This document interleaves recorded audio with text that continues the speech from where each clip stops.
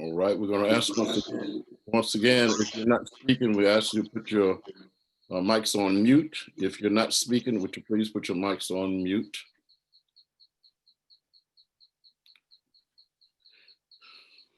We ask Vice Chair, Ms. Shella Dickerson, if she would lead us in a season of prayer.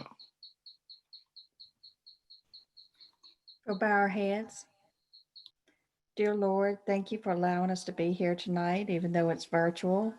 Please protect us during this pandemic and allow us to make good decisions on behalf of the county. In your name we pray. Amen. Amen. Amen.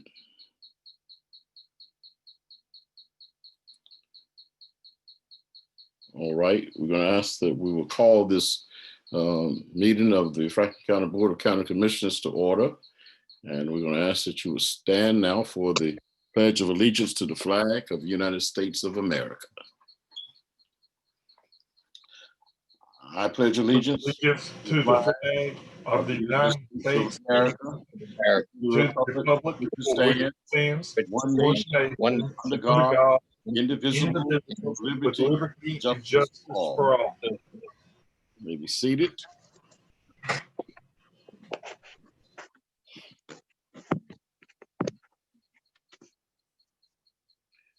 Ask if you would please consent to amend the consent agenda and add item H to the consent agenda.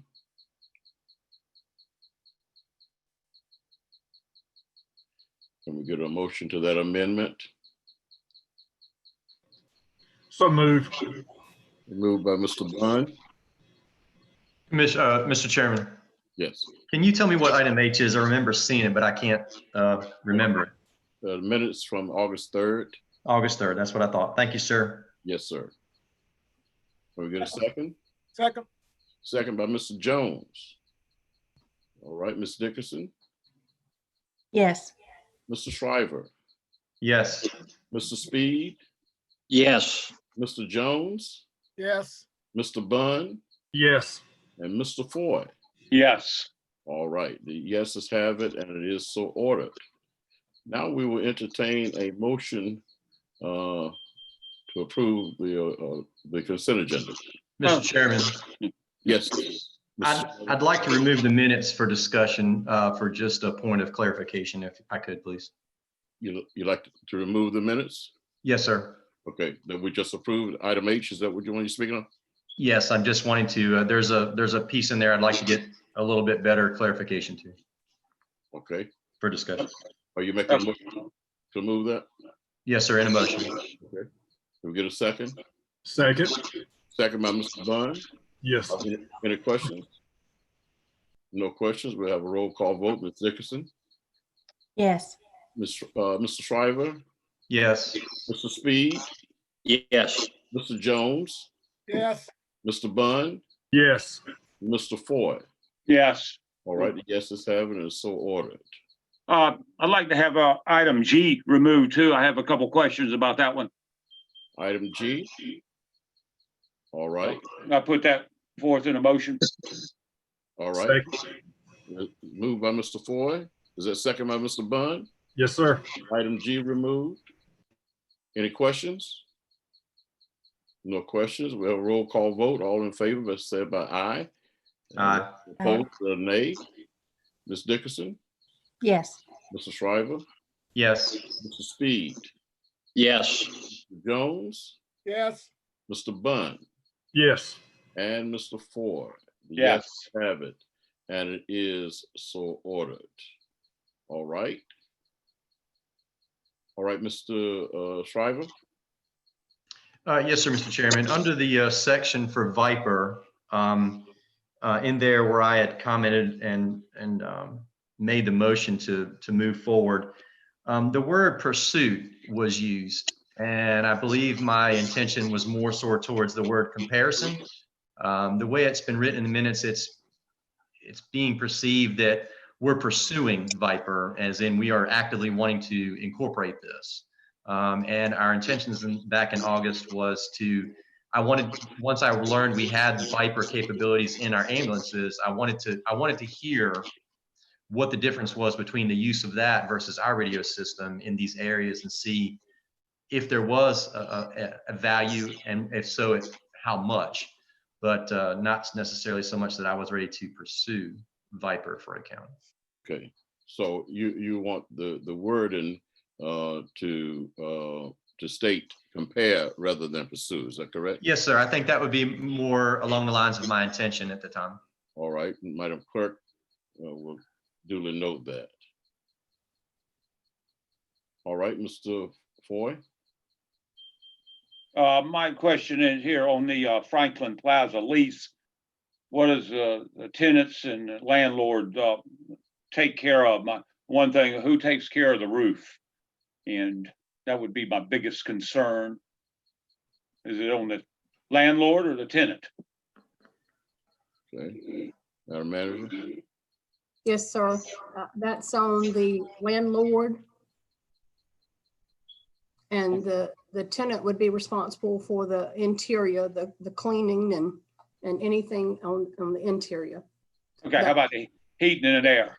HVAC is on the landlord. On the landlord. So all the major things are Yes, still sir. in the landlord's responsibility. Yes, sir. Okay. All right, that's the only question I had. All right. All right, having had those two questions dealt with, we will now entertain a motion to approve the agenda. Chairman, Mr. Chairman, Yes, sir. I move that we approve the consent agenda with items A through H. All right. Mr. Second. Jones made that motion. Mr. Shriver second. Are there any questions? No questions, then we'll have a roll call vote. Madam Vice Chair, Yes. Mr. Shriver, Yes. Mr. Speed, Yes. Mr. Jones, Yes. Mr. Bunn, Yes. Mr. Foy. Yes. Yes, it's happened and it is so ordered. Item 2 on our agenda is comments from the public. This is time set aside by the Board of Commissioners to allow individuals to address the board on issues concerning the county. We have one person who has signed up for comments. That is Frank Winstead. Mr. Winstead, we ask that you would please come on now and state your name and your address for the benefit of the clerk. Good evening. Good evening. This is Frank. Good evening. This is Frank Winstead, 145 Victoria Court, Youngsville, North Carolina, 27596-7739-45. Right now, with a little over 40 days to go until the November election, people are paying attention to elected officials, some of which might be replaced. This election may even change which political party is in control. So should a bunch of short timers with limited futures be making big long-term decisions that the government and public will have to live with, not only for the next few weeks, but also even beyond the 4-year terms of the newly elected people in November? The media and the public are taking notice of this practice at the national level. So at the local level, should this outgoing Board of Commissioners, so close to the final days, be committing the county to a new 5-year rental agreement for office space in a mall and a multi-year website contract? All of this costing thousands and thousands of taxpayer dollars. And if I heard correctly, all of this future spending and much, much more spending was just approved on your consent agenda. I guess if y'all vote for these long-term commitments so near the election, we all know exactly how you will be casting your secret ballots in the national election, where this type of action is also an issue. Well, thank you for making Franklin County great again, and we know you must be committed to doing the same for America. And before I forget, according to the Franklin County Register of Deeds, 3 fewer death certificates have been issued so far this year as compared to the same period of time last year. Have a better night, y'all. Bye-bye. Thank you, sir. Item 3 on the agenda is an update on COVID-19. Mr. Levine? Yes, can you hear me? Yes, I can. All Nelson? right. I'm wearing headphones to get rid of the background noise. I'm watching you all, so nobody fall asleep. I apologize for the last time. Wow. Quite an improvement. Oh, good Lord. My wife said I do that all the time at home, and she just turns out just like some of you. So, anyway, moving on. Let's see. Some good news on the COVID front for the state. We came in at 800 new cases today, and that's actually trending at a stable level across the state. It's been camping out at around 800 to upwards of 1,500 cases per day, but that's a spike. It's really been a compressed range over the last week to 2 weeks almost. But there are concerns that a new spike related to the announcement of phase 2 before Labor Day could happen. We're already starting to see some increased activity and requests for testing here. And so we'll be watching that closely.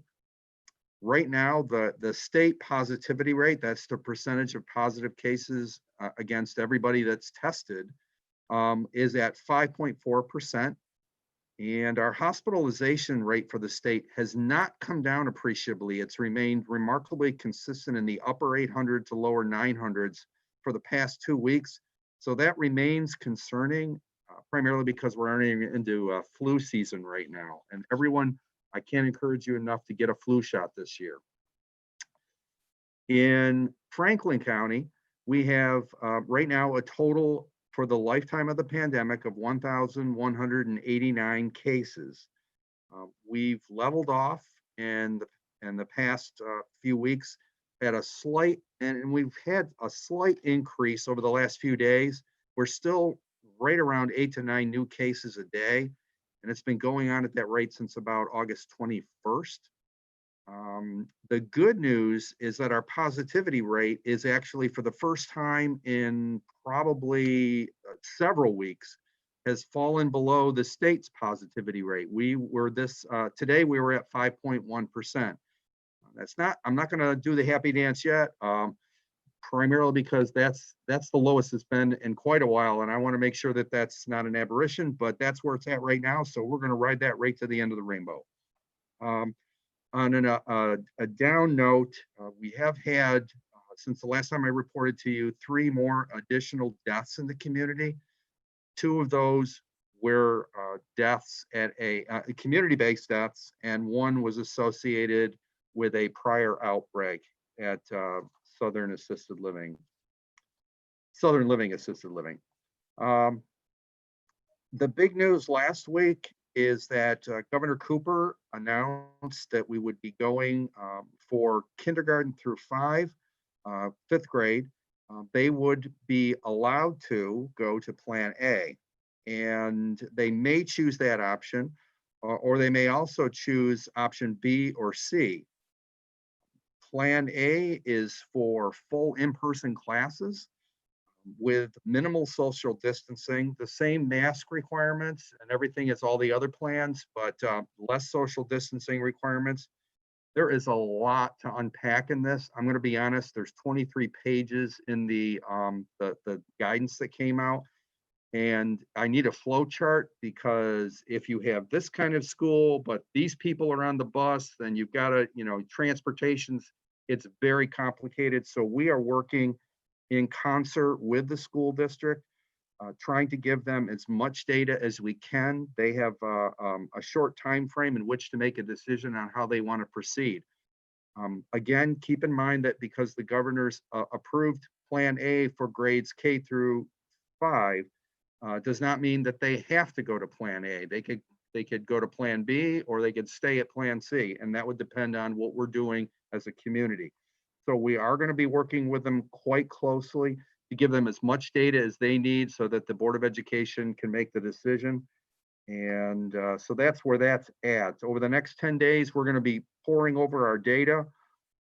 and working with the Board of Education and the school district. And then hopefully they will have enough information to make their decision at their next Board of Education meeting. I'm going to skip over some of the other items here. Outbreaks. The good news is that we are down to just one. The bad news is that it's a return from one that had just been retired. The good news on this outbreak, which is at Franklin Oaks Nursing Center, which is a new outbreak unrelated to their prior, which had closed, is that these two cases are in staff members, not in residents. And so that's very reassuring in terms of making sure that they're following with their PPE. We're going to be monitoring that quite closely and really hope that it stops right there. The other good news is our clusters, again, defined as 5 or more cases at a business or an organization. Those clusters, we have no active clusters in Franklin County right now. Now, I will say that we have seen an uptick in a certain type of how shall I put this, scenario. And the theme is a business like an office setting where you have people practicing limited social distancing, not wearing masks, congregating in their offices with other people doing that, and then also sharing rides to and from work and lunch in other places. That is emerging as a very common theme in some of the cluster, close to cluster cases that we're monitoring right now. But at this point, we have no active clusters in Franklin County, and that's good news. That also means that there are no daycares or school clusters, and that's very good news. Let's see. No news from the Lewisburg College at this point. They seem to be, so far, knock on wood, no outbreak or clusters to report there. And the one item I didn't mention is, what about the rest of the kids, grades 6 through 12? They will be allowed to either operate under Plan B or Plan C for grades 6 through 12. The main reason that the younger kids are being allowed is some of the data which suggests that younger kids have less of a transmission risk of acquiring the virus and then passing it on. I am reading conflicting information in some of the guidance, and so we're going to be watching that really closely. A lot of the reopenings that occurred in countries where there weren't massive amounts of community spread. And so even though our community spread has come down, we're still going to be watching that a little more closely just to make sure. So a lot for the school board to decide and unpack. And I guess the last thing is that we have selected a site that we're going to move forward with in Franklinton. We're not going to announce it yet because we're still working on permissions. That site will be when the testing needs begin to increase. We'll be offering testing there. If those don't increase substantially, we'll offer one testing, see how it goes, and then we will definitely be back to that site for flu vaccines. We really want to get those out. We have 300 doses of the vaccine for people who have no insurance. We want to get rid of those. So if you know people that don't have insurance that are in need of a vaccine, give us a call. And I guess that's it. Are there any questions? I have one, Scott. What is our, you gave us our numbers on the total county of 11,889. What's the death rate that our county has experienced? For the total of the pandemic, we've lost 33. 33 deaths. And 20 of those were, I believe, at Lewisburg Nursing Center. Yep. Right. Okay. Thank you. You're welcome. Thank you, Mr. Levine. Thank you. All right. Item 4 on our agenda is the bid award, pump station rehabilitation. Mr. Doherty, Chris Doherty. Good evening, everybody. I'm going to share my screen. So just give me a moment, please.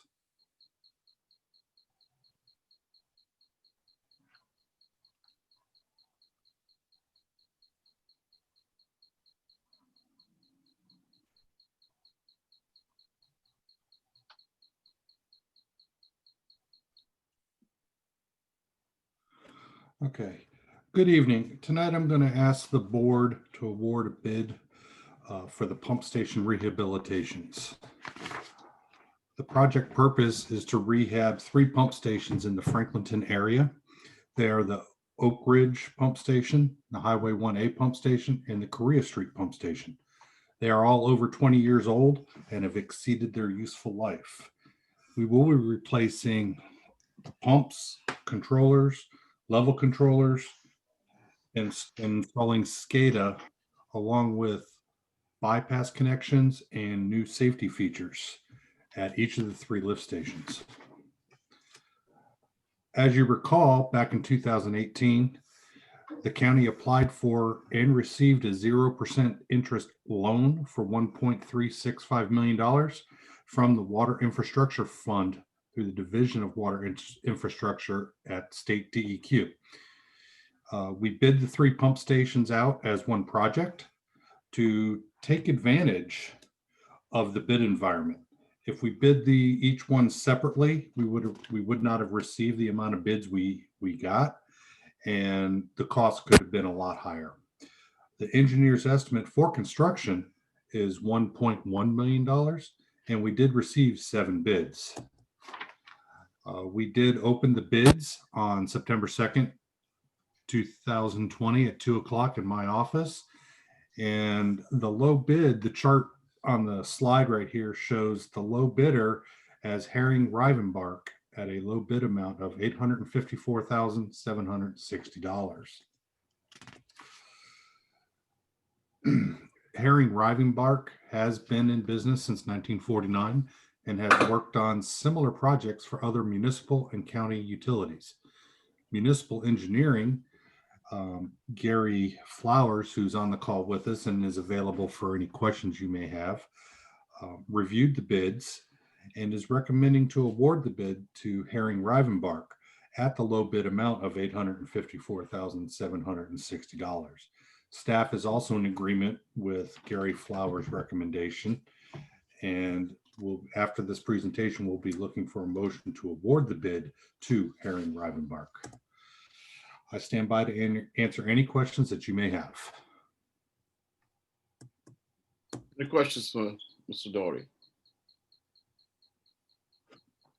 If there are no questions for Mr. Doherty. I have one, Okay. or I'd like to make a statement. I appreciate Mr. Chris presenting this issue to us with all this bid tabulation, all the pricing and everything here. How refreshing to see this once again in our agenda, all the other bidders and how they stacked up and who they were. And like I say again, good job, Mr. Chris, on that one. Thank you. All right. Any other comments? No questions? All right. What is the pleasure of the board? Move to approve, Mr. Chairman. Mr. Shriver made a motion to approve. Second. Second by Mr. Jones. Roll call vote. Ms. Dickerson, Yes. Mr. Shriver, Yes. Mr. Speed. Mr. Speed. Mr. Jones, Yes. Yes. Mr. Bunn, Yes. Mr. Ford. Yes. Yes, it's happening and it's so ordered. Thank you so much, Mr. Doherty. Thank you very much. Appreciate it. Have a good evening. Thank you, sir. Item 5 on the agenda is the Economic Development Commission update. I think Ms. Duncan, is Richie available? Looks like she's getting there. Okay. There you go. Hey, okay. Hey. All right. Hi, everybody. Good to see you. Good to see you. Yes, I want to take a moment to recognize Andy Kuhn. Hold on a minute, please. We'll ask everybody to please mute your phones, please, if you're not speaking. All righty. Better? Go ahead, Richie. All righty. So I want to take a moment to recognize Andy Kuhn, who is joining me for the presentation tonight. Some of you have had the opportunity to meet him, but he is our existing industry coordinator, came on board about 1 week before the pandemic. So we haven't had a chance to get him out and about the way we would normally like to. but I want to recognize him because he has done a great job working with me on this presentation tonight, and he will be sharing with you some of the demographic information. So that being said, Andy, I'm going to let you go ahead and start the presentation. And our annual meeting for our North Carolina Economic Development Association was held virtually this year, not unlike I think almost everybody's annual meeting, just like this meeting. And it truly had some outstanding information. And we went through it and picked out what we thought were some things that were highlights that you would enjoy. In particular, it was great to see Franklin County mentioned so many times specifically throughout the meeting. Okay, I'll give Andy a second to let it come up. Are you able to see the presentation or no?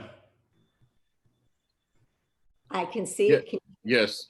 Okay. Okay. Get CDA? Yep. Thank That's you. it. Yes. All righty. Okay, so after this slide, we're going to play for you about a 4-minute video, but there are a couple of things I want you to listen for in the presentation that you'll be seeing. Franklin County specifically was called out for expecting overall about a 1.56% population growth year over year for the next 5 years. Now, what is interesting about this, and they highlighted this, is Franklin County is one of only 13 North Carolina counties with a net positive anticipated growth. All the other counties are either stagnant or some are actually losing population. The second bullet that we found very interesting is that the senior household growth will be over 19.5% in Franklin County by 2025. We thought this was especially interesting, and I commend all of you who have worked together with COG to put in place some great plans for our aging population because it will be here. The third thing that was of interest, and this wasn't just in Franklin County, but it was in several counties throughout North Carolina, 60% of county homeowners are what they termed cost burdened. And that means that they're paying over 33% of their monthly income in either mortgage or rent. And again, that is important to think about as we have these new homes and housing developments coming in. We want to make sure we're spreading it all up and down the line in terms of affordability. Andy, I'm going to ask you to go to the video and you will hear about 4 minutes from Bowen Research via Carolina Demography. So this is population growth from 2010 to 2020 across the state. And as you might expect over the last decade, most of the growth is in those darker counties. So those are more developed areas of the state, along the coastal area as well, and then western North Carolina. You've added over 1 million people in the last decade. And again, really over the more developed areas of the state, you've seen the growth. Go to the next slide. That is, you switch to the next slide. There you go. That's net population migration. So what this is communities change when people are born, when people pass away, but really where the biggest dynamic affecting a lot of communities, particularly in North Carolina, is net migration. So these are when people are coming into a county from outside. And North Carolina has so much growth, as I just talked about over the last decade, all the growth that's occurred across the state. This is showing now where are people moving into. And so on this map, and this is through Carolina Demography, this is showing where the growth is, migration is occurring. That's in the Raleigh-Durham area along the I-40 corridor, the north central part of the state, down by Charlotte, Mecklenburg County, and the I-77 corridor, but also in the Asheville region. And then if you notice too, on the southeast part of the state, down near Brunswick, in New Hanover County, which we're conducting a housing needs assessment for those good folks. You see a lot of growth that has occurred through migration, and this is a 1-year snapshot, but it does illustrate, where people are moving to in the state of North Carolina. Next slide. So this is annual population growth rates. So this is, now we're going to look to the future. I know the conference talked about looking up to the year 2030, but our crystal ball and the demographer's crystal ball isn't that good. And so it only goes up to the next 5 years. And so this is annual population growth rates up to 2025. And this is showing, again, you're going to start to see some common themes across the state, all around that Wake County, Raleigh area, as well as down there, Charlotte and Union County, just southeast of Mecklenburg, substantial growth. But look, again, look to the southeast part of the state. You've got a lot of population growth expected to occur down near Wilmington area, and then over in the mountain area of near Asheville. So a lot of growth occurring across the state. The other thing to look at too is in those lighter pink shades is the rural areas. You know, the more remote parts of the state are expected to lose people. And so while that could be a challenge, there are some opportunities, and I'll talk about that for those rural communities. Next slide. So this is households age 65 and older in the year 2020 across the state. And now we all hear about baby boomers and you know, how significant they are and how they continue to grow. And so this is the concentration of, again, it's not populations, it's households age 65 and older. But you can see that, you know, over 160,000 households are either in Mecklenburg or Wake County. And then through, you know, those gray shades along the I-40 corridor, as well as along the I-70, you've got a lot of senior households. And again, the southeast part of the state and over near the Asheville area. So if you go to the next slide, you're going to see where, next slide, please.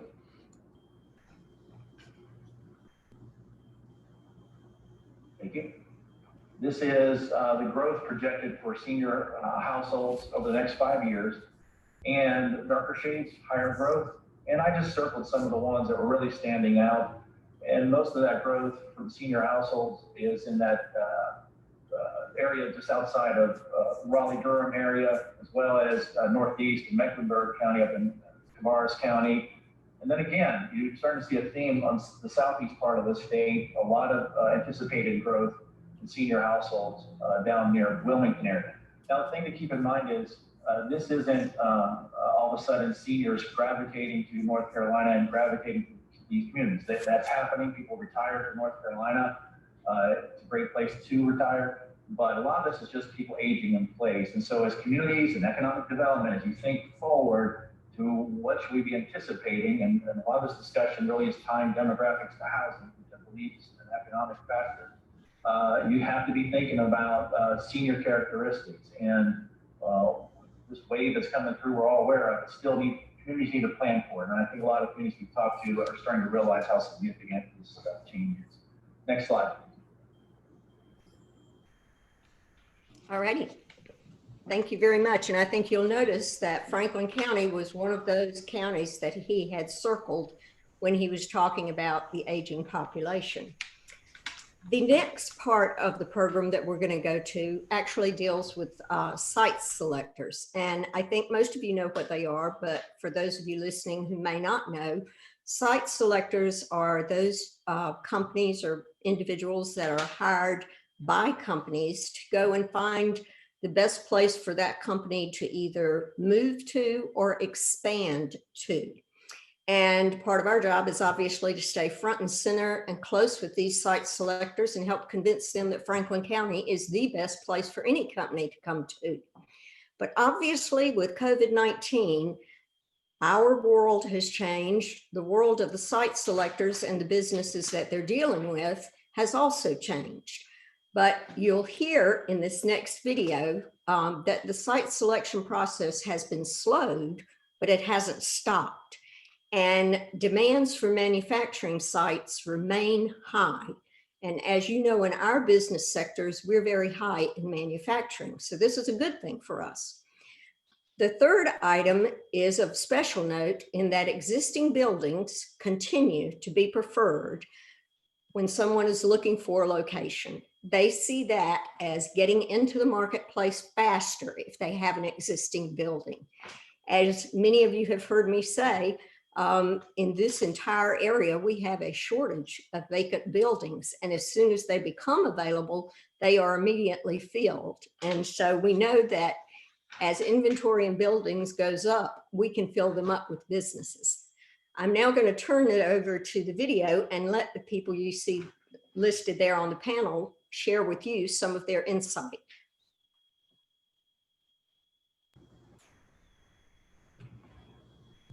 Absolutely. Thank you guys for joining. So I want to go ahead and jump right in because I want to leave enough time to answer any questions that we might have from the audience. So for both of you, can you describe how your project pipeline has been since COVID-19? I'll start us off. We had, I think I should start by saying that the work that we do at Strategic Development Group is very much focused on heavy industrial type projects. So we do some office type projects and some warehouse and distribution, but primarily focused on heavy industrial projects. And at the beginning of the year, had a nice book of business. Once the COVID pandemic hit, we ended up with 3 clients that really wanted to continue to push forward regardless of the pandemic. Those clients were in building materials and chemical sectors. And those clients haven't slowed down at all. We did have one client that did slow down as a result, put their project on hold indefinitely. That one is in the automotive sector. And then as I referenced earlier, we had an announcement just last week. Commercial Metals Corporation announced a new merchant bar mill in Mesa, Arizona. And that was one of our projects that we've been working on since the beginning of the year. So we're quite excited about that. Similar to Jeanette, ours has varied by sector and by industry. It really has, the pipeline is still there. It's just, again, a great deal of variation by industry. We do a lot, for the most part, our client base falls within, and just to be clear, we only do private sector work. We don't do any public sector or EDO advising here. We only represent private clients. So it's entirely dependent upon those site selection activities. Most of our work falls in food and beverage, warehouse and logistics, advanced manufacturing, particularly focused on aviation, which builds off the project. I always consider my marquee project was the Honda Jet deal in Greensboro. And then a lot of the corporate office kind of space, which includes data centers. And there's been a great deal of variation across those industries. In the office sector, we had one IT client that did a major announcement here in Virginia with 700 jobs we just announced it 4 weeks ago. They just feel that the market is continuing to be strong and they intend to go forward. We also, however, do a lot with the hospitality space in their office. The data center and shared service for hospitality, that's absolutely dead right now. Because, while I think the hospitality sector is going to come out long term doing well, they're fighting for survival right now. Similar to Jeanette, warehouse and distribution remains very strong with us. And interestingly, we've started picking up a lot of work in the solar space, which had not been a strong sector for us, but there's a lot of solar and renewable energy development project going on all around the country, but particularly in the Southeast. So we're picking up a number of those projects. And then food and beverage, which I noted was one of our sectors, that remains very, very strong for us. We are particularly strong in the protein space. So those companies faced a lot of challenges in the initial days of the COVID crisis with spread at their facilities. And so you can imagine new projects kind of fell to the back burner. But now that we've gotten past that, in fact, most of them have got that situation well under control, and our models for what other people are doing, those projects are starting to come on back online. So, but what we're also seeing, though, is the only other thing I would add is people are taking a little bit longer to make decisions than they were previously. A lot of kicking the tires, but there's still projects out there for sure. Absolutely. Okay, thank you. And as you may know, we track all of our projects that come into Franklin County at the office, the Economic Development Office. And when we do our EDC meetings, we always share the data with everyone on how our projects are going here in Franklin County. At the same time that this annual conference was going on, we also received the compilation of some data that had been compiled from over 1,000 different employees and employers, both in the Triangle area and in the Cape Fear region. And this research was done because they wanted to find out, well, what kind of skills are needed for what is happening now? What do the community colleges need to be teaching? What can we be doing in CTE classes? Where are we going to have growth in today's conditions? And every 57% of those who responded did say that there is going to be a growth in workforce. That was very reassuring. The other thing is you see the numbers there of the number of new hires that are anticipated over this next 3 years. The 3 sectors that you see mentioned there are the 3 high growth sectors. And in Franklin County, we have a very diverse business makeup, and that works to our advantage, because if you look at the top growth, it's in manufacturing. We have manufacturing. If you look at the second with healthcare and health services, we're also very strong there. And the third one is information services. And we have a whole cluster of information services businesses within Franklin County. So we can anticipate seeing growth and hiring in those 3 sectors, as well as we're seeing them in others. From here, I'm going to turn it over to Andy and let him talk to you about some of the specifics as related to the demographics in Franklin County.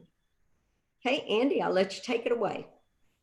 Thank you, commissioners. I won't try not to take up much of your time.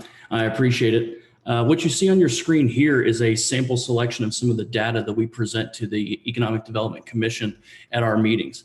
The first one in the top left corner, what you're going to see there is that is unemployment rate tracking from a federal to a state to a county level. Now, the data that you see, statewide data trails federal releases by about a month, and then countywide unemployment data trails federal by almost 2 months. So we're anticipating getting more up-to-date data from Franklin County specifically in regards to the unemployment rate here in the next couple weeks. But as you can see, there is a downward trend on the U.S. and the state of North Carolina's overall unemployment. Many analysts have spoken about the Nike swoosh, essentially what they would call the economic recovery, where it was going to be a very quick uptick and then a slow and gradual decline. And those shapes are definitely indicating a lot of that. As more and more data comes out, we would just love to continue to ask of our department, and we'll supply whatever we can. If you move to the top right corner, you're going to see permit activity. One of the great indicators we have in our community is just how much growth we have specifically in regards to new housing constructs and overall business constructs of the commercial end. As you can see by this data, home building constructs, even during peak COVID, did not change all that much. So as earlier indicated by the site selectors and by some of the demographers, this community continues to be a magnet for people from all over the country to move into Franklin County. And we're seeing that specifically in the residential growth sector. And so that gives us a pretty good indication of where our overall economy is going with the number of folks moving in here, which gives us hopefully the amount of workforce necessary to compete for greater projects. Bottom left corner is the average weekly wages. One of the things that we also like to track is just how we're doing in Franklin County on a comparative for weekly wage. This is true all over the South, but typically wages in the South are a little lower than what you would see nationwide. The federal average is almost $1,222 a week. The state of North Carolina hovers just above $1,000. And unfortunately, Franklin County is tracking just a little bit lower than that. As our economy continues to develop and we seek to place more higher wage jobs, we hope to see some of that initial wage growth. And that's going to mesh with exactly what we have from a population standpoint. As you can see in the bottom right corner, population growth within Franklin County is going to continue to accelerate. And we hope that in doing so, you'll start to see overall quality of life improvements. Lastly, in the data that we present, labor force versus the unemployed. And so this data was from September 7th. Most of the time, what was spoken of prior to COVID was the fact that we were nearing full employment nationwide and nearly full employment here in Franklin County. 3% is considered near full employment. What we ended up having was a huge drop in that April number, where all of a sudden we went from a peak of 3,200 or 32,192 people in the labor force. We dropped it down to 28,187. That is overall people that are available to work. Well, our number that we had actually employed at that same time in April dropped down to 25,037. And this gap that you see between the labor force and the employed, that's what we're going to be watching over the next few weeks, because you want to continue to see that those numbers jump back into that 3% rate, meaning the people who were unemployed have now found new employment or have been reskilled or been rehired. And so this is a great indicator of what we see here in Franklin County. Now, from a overall standpoint of how did COVID truly affect our economy in the state of North Carolina? Well, as we all know, we're still kind of in the throes of it, but we're starting to see data that's presented that show just how bad it was. From April 2020 data that was released, you saw where the hospitality sector specifically suffered a 48% loss in employment. That's a catastrophic drop, and that's a huge section of the North Carolina-based economy. Other services, which includes any kind of services that would be in-home, be it HVAC repairs, be it lawn and gardening, et cetera, a lot of those types of services suffered a 20% hit. And then non-farm agricultural-based work, persons who technically aren't farm owners, but are farm-based workers, be it pickers, people who are working in pack houses, et cetera, that dropped 12%.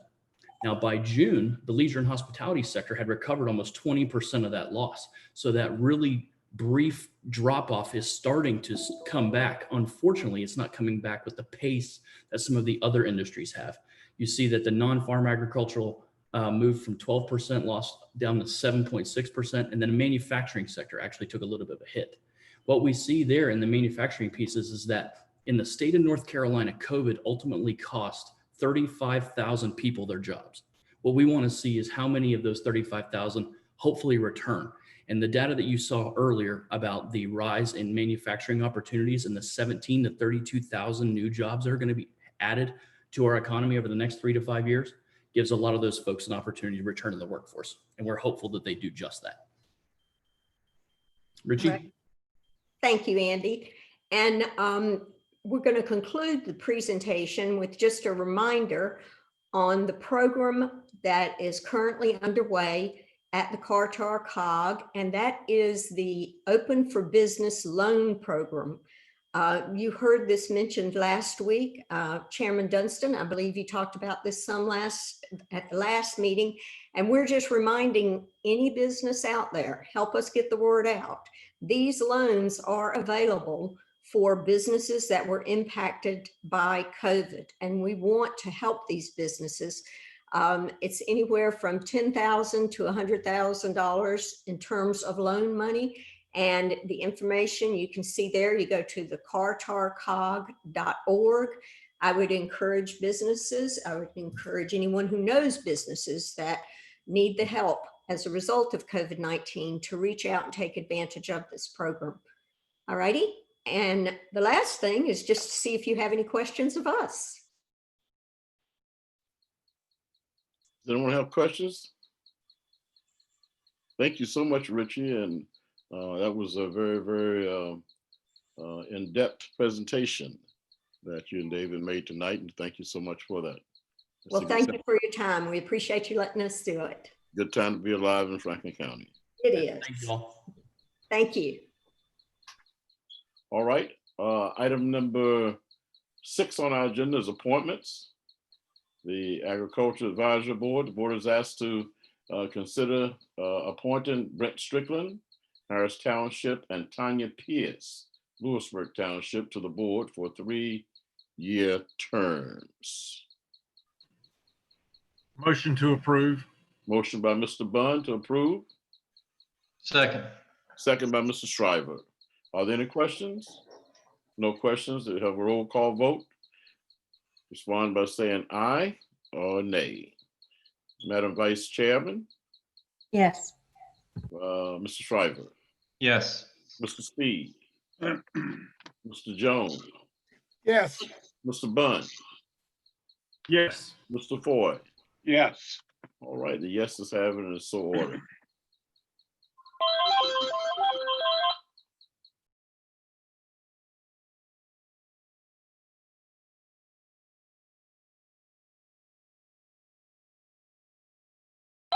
Other business? Other business?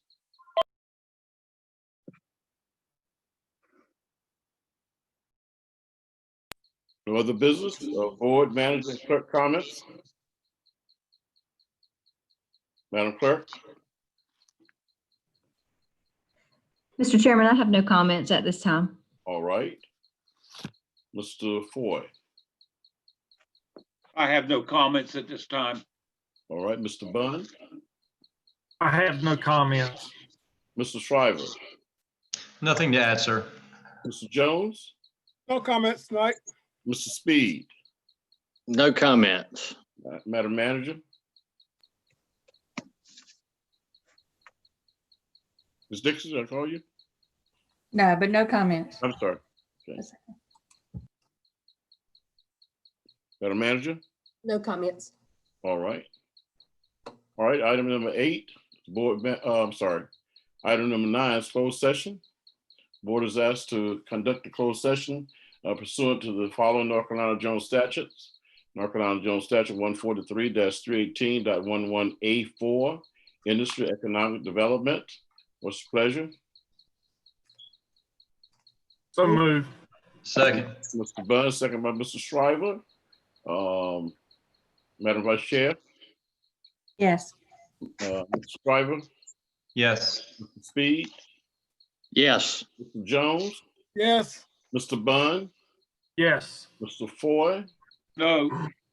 All right, the yeses have it, so ordered. The next general statute is North Carolina General Statute 143-318.11A3, attorney-client privileges. It's pleasure of the board. Move to moved. approve. Moved by Mr. Shriver, second by Mr. Bunn. Madam Vice Chair, Yes. Mr. Shriver, Yes. Mr. Speed, Yes. Mr. Jones, Yes. Mr. Bunn, Yes. Mr. Ford. No. Yes, it's happening, so ordered.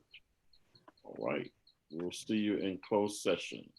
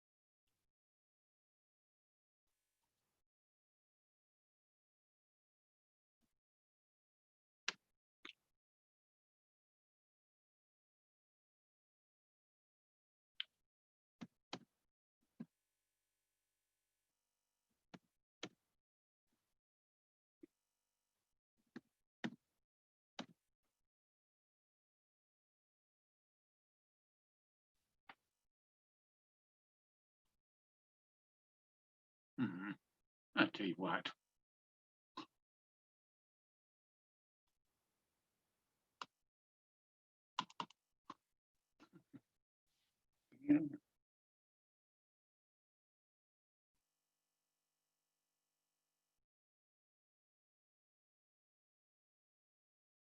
Hmm.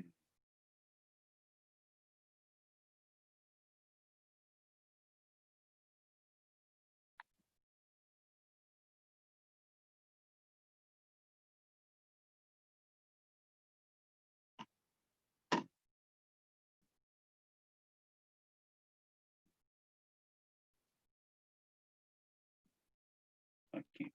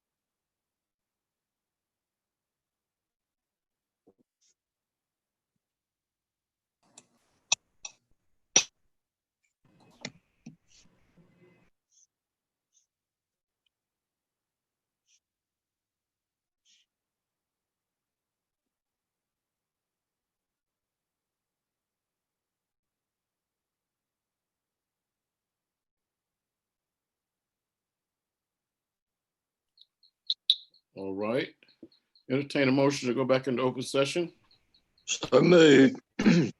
Move by, Second. who made the motion? Mr. I Bunn? did. Oh, Mr. Speed, okay. Second by Mr. Shriver. Yes. Ms. Dickerson. Yes. Okay, Mr. Shriver.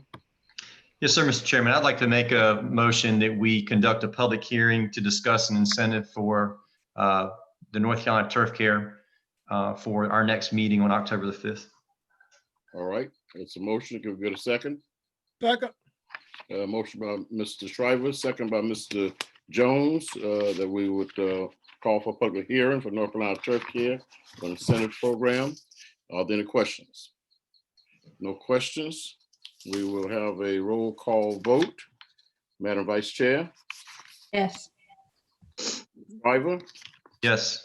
Mr. Speed, Yes. Mr. Bunn, Yes. Mr. Jones, Yes. Mr. Ford. Yes. Yes, let's have it and so ordered. We will now entertain a motion to adjourn. So move. Second. Mr. Bunn, second by Mr. Shriver. All in favor, let it be known by saying aye. Aye. Aye. All opposed, nay. Ayes have it and so ordered. Please have a good night. Thank you so much and be safe. Absolutely. All right, take care. Bye-bye.